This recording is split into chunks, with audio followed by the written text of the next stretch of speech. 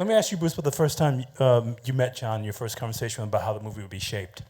Well, I read the script and it was, like Stephanie, I was totally blown away. I think I cried too. It was really powerful. Then I met with Steve and John down at 43rd and Degnan, or wherever. Was that what the office was? Cut it.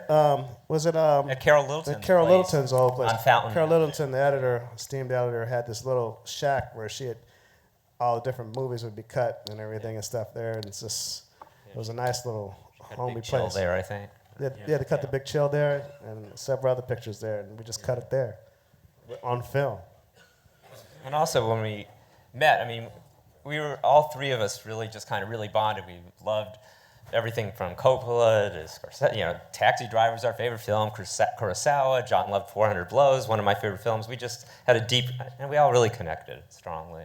One of the things that still sticks out in the film, just apropos of talking about this, is the sound mix, either hearing helicopters, Drummonds. or Patrick and Dennis Drummond, and hearing, Paul Massey was the mixer. also hearing the sound of kids throughout the movie. Multi-Academy Award winner now, Paul Massey. Yeah. But you hear kids all the time in the movie, even when they're not on screen. You hear kids, like the voices of children. And I would talk about where that came The cool from. thing about this picture is, see, I had to take sound twice at USC.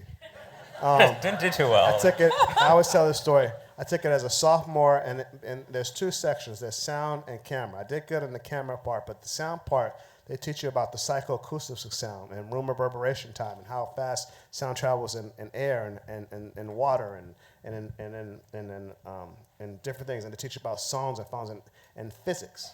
And I was like, why the hell do I need to know this to make movies, right? So I kind of tanked my sophomore year in that section, so it brought my grade down. So the second semester of my senior year, I had to take that class over again. And that was the spring, and then going into the summer, we were in pre-production of Boyz n the Hood.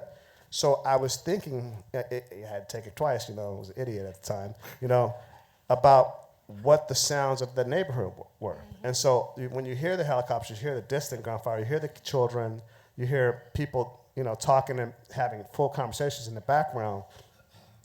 We created a sound design that actually was followed by every other urban movie for the next 20-some years. Right, you never saw the helicopters. Yeah. Now, if you listen to any urban movie, they try to sound like Boyz n the Hood. Well, thank God you took the class twice is all I have to say about that. Yes. But, Steve, the idea... Patrick Drummond did a great job on that movie. Oh, he did. He did. Really did a great And you know what? They were like, whoa. The Drummond brothers were like amazing. I didn't even know that I didn't have to go to the Foley. I went to the Foley.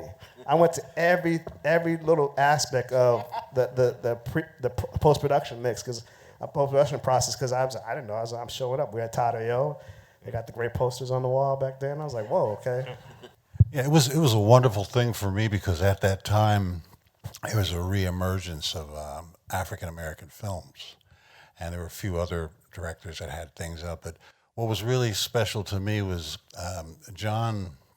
He was a very young director at that time, obviously, but he was really intuitive with the music. And I have to tell you this one thing. I remember when we were spotting the film, I think John had screened it for me, and he sat next to me and he said, I want to use violins and orchestra in this movie because I want it to be special and I want it to last forever. And that was a very beautiful thing because, you know, when I was younger, I used to see a lot of films, and it was always wah-wah pedals. If somebody was making love, it was waka, waka, waka, waka. Somebody's running down the street, waka, waka. Someone's filling. Remember I said very little guitars. I kept playing. Yeah. And so, it's like, how do you tell bassists like this, like very little guitar? Yeah, and John said, John said no guitar in the movie whatsoever. And I told him I put it in one place.